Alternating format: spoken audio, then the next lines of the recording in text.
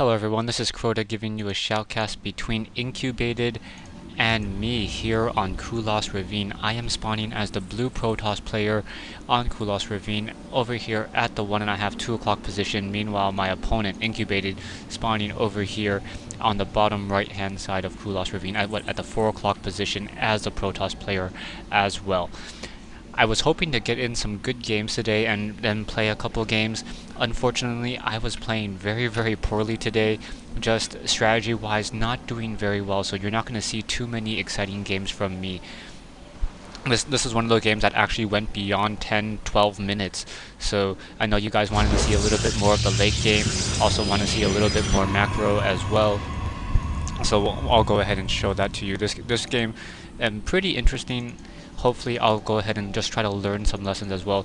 Not going to be the most exciting game out there, but I'm going to take this game and try to use this game to perhaps get better, figure out what I could be doing better. Incubated, pretty much doing the same exact build I am, except I built my pylon over here by my front door in order to be able to design a little bit of a wall so that units can't really flood in. They have to more come in single file if they really want to get into the back of my base where these probes are.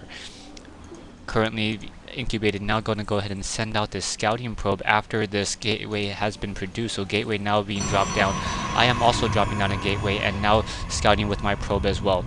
Both me and my opponent, Incubated, went random, so we do not know what each other's race is at this current time. Gonna go ahead and move out with this probe, gonna drop down another pylon. I'm trying to position these pylons so that they overlap, but they still cover a fair amount of distance. I perhaps should have dropped it a little bit lower in order to make my base a little bit neater, but then again, neat bases are more of a Terran thing as opposed to a Protoss thing. Probe now still running around checking the inside of my base. I do not have a gas yet. I'm going to be going ahead and going for a dual gateway. I want to try dual gateways because the game before this I had lost very quickly to someone who went dual gateways, chrono boost on those gateways, and just mass produced zealots and came into my base. I was unable to really fight it off, so I wanted to be able to use those gateways if I needed to. Also dropping a forge. One of my strategies has always been to get an early forge, and so that my zealots do in fact deal more damage.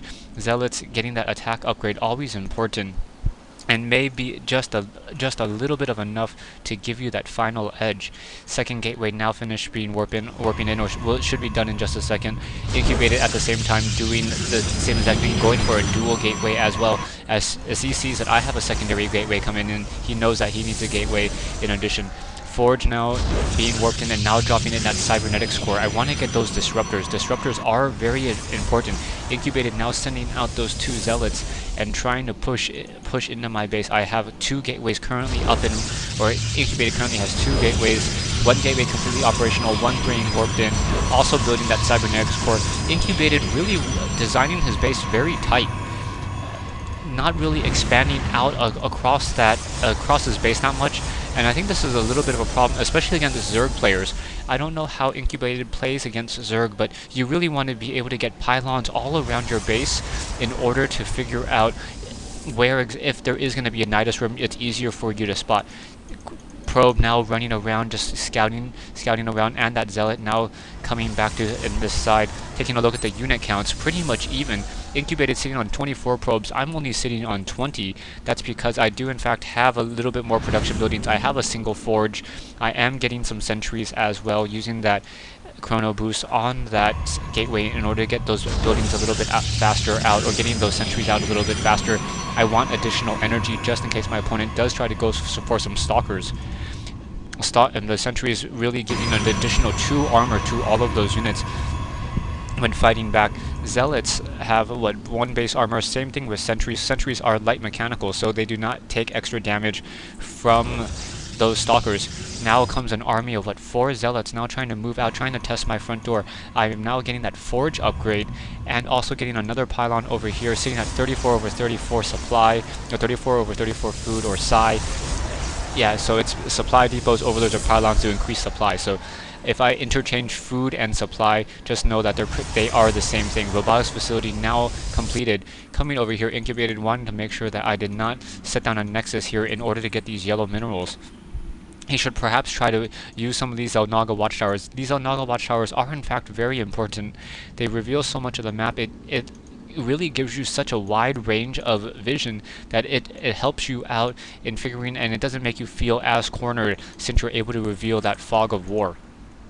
Third gateway now down, and I am finish upgrading the warp gates. So gonna go ahead and transform these to warp gates in just a moment. This last century now underway. Gonna go ahead and transform these into warp gates so that I will be able to warp in these units faster and deploy units much more quickly. I have 2 sentries and a couple zealots, 6 zealots, and we have a large army of zealots and stalkers coming into play. 6 units total, 4 zealots and 2 stalkers. Those stalkers a little bit faster will be able to do some hit and run, but not deal as much damage. And here comes this fight. Now I'm going to go ahead and try to cast some of those force shields in order to really move one of those units back. So I was able to get down one of those units, trying to get down this last zealot. Zealot down to 32 hit points. Sentries, however, move slower than zealots, so the zealots will in fact be able to run back away. So yeah, it is a sentry, not a disruptor. Now those units just continuing the chase, and the shields now regenerating very, very quickly on these units. More units now being warped in by Incubated, so Incubated really able to fight this attack back. Taking a look at the army count, and my army is in fact a little bit larger, but I still have units back at the base here, trying to use that force field in order to try to split back, perhaps move those stalkers back into that position.